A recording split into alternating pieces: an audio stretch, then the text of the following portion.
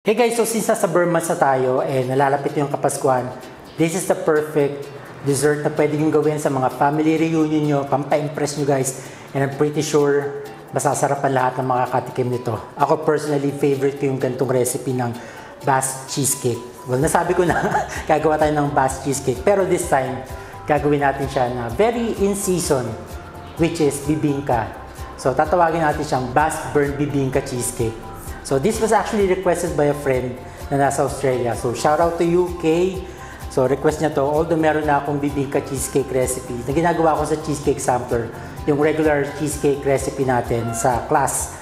So meron akong online class ng Cheesecake Sampler. If you wanna enroll, just message me on Facebook. But anyway, this time, gagawin natin yung bibingka cheesecake in a Basque burnt version. So very excited ako kasi pag gumagawa ako ng Basque cheesecake, isa ko lang talaga umuubos. Basically, the same lang siya nung ating Basque burnt cheesecake from the previous past cheesecake recipe na na-share na natin.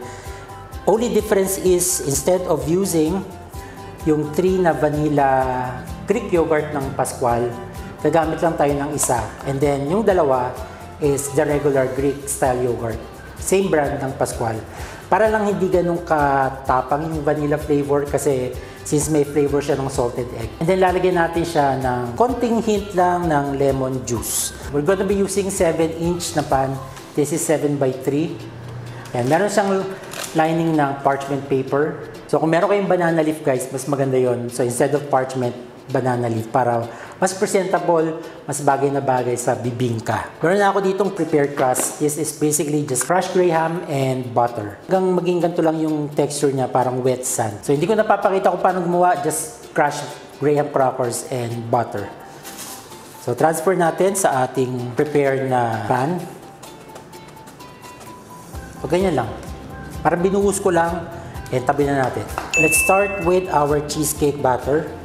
So in here sa bowl ko, meron na tayong 16 ounces ng cream cheese. So basically, dalawang bloke ng cream cheese. Tulad na nabanggit ko sa previous video, not all cream cheese are created equal. May mga cream cheese na pangit yung quality, pangit yung texture, pangit yung lasa pag nagawa siya sa cheesecake. So yung mga trusted brand na ginagamit ko, ilalagay natin sa description below. We add in half cup ng sugar. And then, i-cream muna natin siya para mawala yung mga lumps, yung buo-buo ng cream cheese. Kailangan yung cream cheese nyo already at room temperature. So, before kayo i-bake, itanggalin nyo na sa ref. Or kung nagmamadali kayo, i-microwave nyo na lang.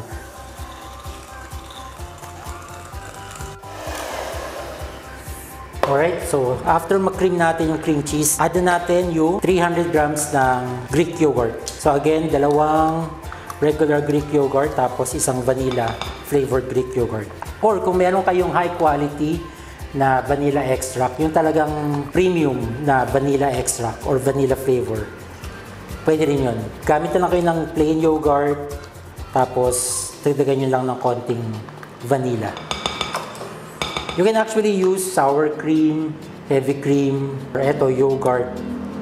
Pero ako kasi talaga, yogurt.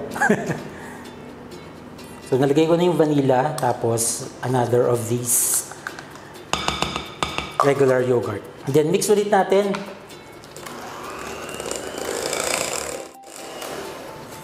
Now, scrape lang natin yung side ng bowl just to make sure ma-mix natin yung lahat ng cream cheese and wala na siyang buo-buo. And then, we add in a squeeze of lemon juice. Actually, tansyahan lang, no? So, siguro mga half teaspoon.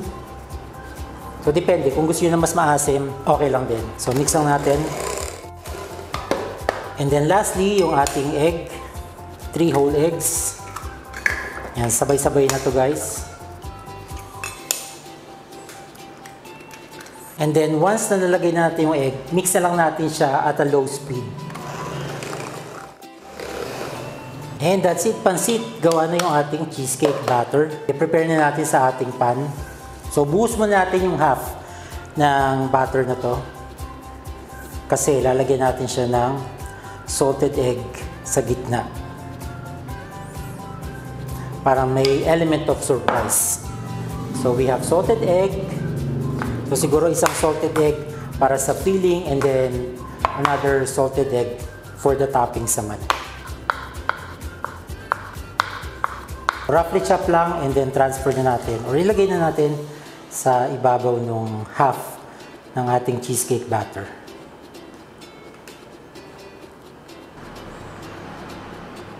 And then yung remaining ng ating cheesecake batter, ibuhusan natin lahat para ma-cover yung salted egg.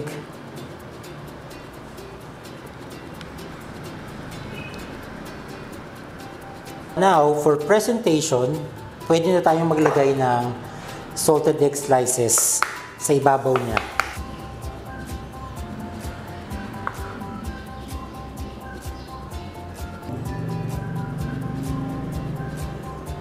Since first time ko siya gagawin, baka kasi masyadong masunog yung cheese, pero for presentation, lagyan natin ng konting grated quick melt cheese.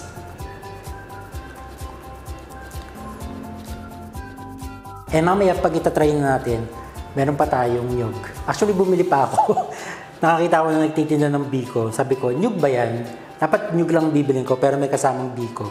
So, bumili ko ng biko para lang makabili ng nyug. Now, yung oven natin, naka-preheat na siya kanina sa pinakamataas na temperature ng oven nyo. Tapos, since maliit lang yung oven ko, I'm using Hanabishi na tabletop. Yung heat niya, nasa taas lang. So, patay yung ilalim. So, para lang masunog yung ibabaw ng cheesecake. Hindi naman siya magiging hilaw kasi ang kailangan lang lutuin natin is yung egg. Yung egg naman namamatay yung bacteria at only 70 degrees. So, at a high of 250, for sure patay na yung bacteria niya. So, kailangan lang talaga is masunog yung ibabaw ng ating cheesecake. Ito, i-bake muna natin again at 250 degrees Celsius for 15 to 20 minutes. Basta lang ma-achieve natin yung burnt appearance ng top ng cheesecake. So guys, eto na, na-bake na natin yung ating Bass Burnt Bibingka Cheesecake. Look at that. I can't wait. So, kailangan natin magantay para lumabig lang siya. Pero, feeling ko, mas okay siyang kainin ng medyo warm pa. So, hindi natin lalagay sa ref bago natin i-try. Balik tayo, siguro it will take mga 1 hour since naka-aircon naman tayo. Tapat natin sa ventilador para mas mabilis siyang lumamig. So by the way, ito na extension ng baking ng mga 10 minutes. So inabot siya ng 30 minutes sa oven ko. Kasi medyo mahina na talaga yung heat ng oven ko. So talagang ganyan. So depende na lang sa lakas ng oven nyo. Basta ang goal nyo lang is masunog yung kanyang ibabaw. Alright guys, so ito na. Itatry na natin finally ang ating Bass Burnt Bibingka Cheesecake. A little bit warm pero okay na siya. So sana lang hindi siya ma-deform pagtanggal natin sa pan. Hindi ko siya sinet sa ref. Basically, dito lang siya at room temperature. Inantay ko lang lumamig. Medyo kinakabahan ako. Alam ko na. Lagyan natin ng cling wrap yung ibabaw. And then, i-flip natin para matanggal natin sa pan. Lalagyan natin ng cake board kasi so para lang hindi manikip yung cheesecake natin sa cake board. And then, balik rin natin. Tapos dito sa ating serving plate. May sound effect pa yan.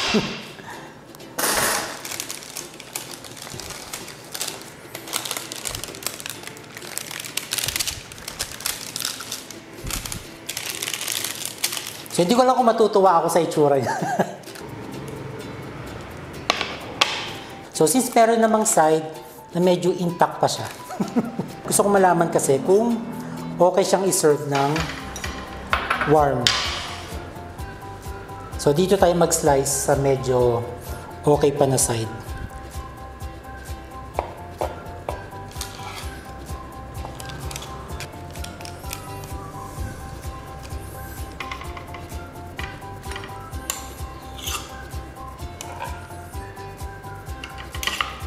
So, lagyan natin ng nyug. So, dito tayo sa side na medyo firm.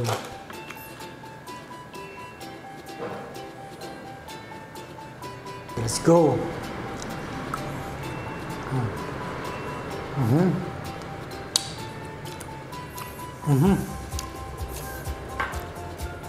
Masarap siya, guys. I swear. Kahit hindi maganda yung tsura niya, kung nakikita nyo, bumagsak yung side niya. So, medyo nag-deflate siya. Pero ang sarap niya.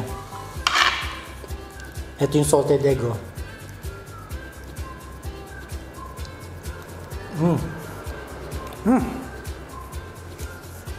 Sarap. So, ito, tunaw na cheesecake batter. Pero luto yan, guys. Ang sarap. Ang sarap, no joke, guys. Masarap siyang may nyog. Lagyan nyo ng nyog, guys. Inisip ko, ulitin ko tong video, magluluto na naman ako. Pero no, i-upload natin to. Hindi lang maganda yung itsura niya, pero guys, I swear, masarap siya. Huwag nyo lang gawin yung ginawa ko, na hindi ko siya sinet sa ref.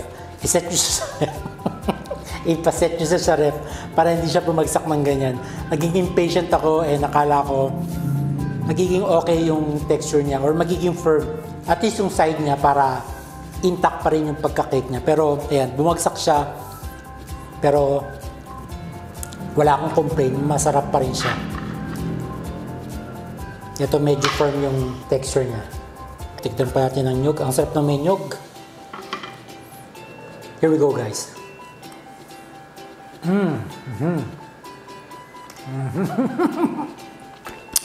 Kahit etong parang syrup na to sa gitna, yung parang lava niya, ang sarap. Masarap yung texture. Guys, hindi nakakaumay. Hindi siya matamis. Sakto lang yung blend ng saltiness from the salted egg.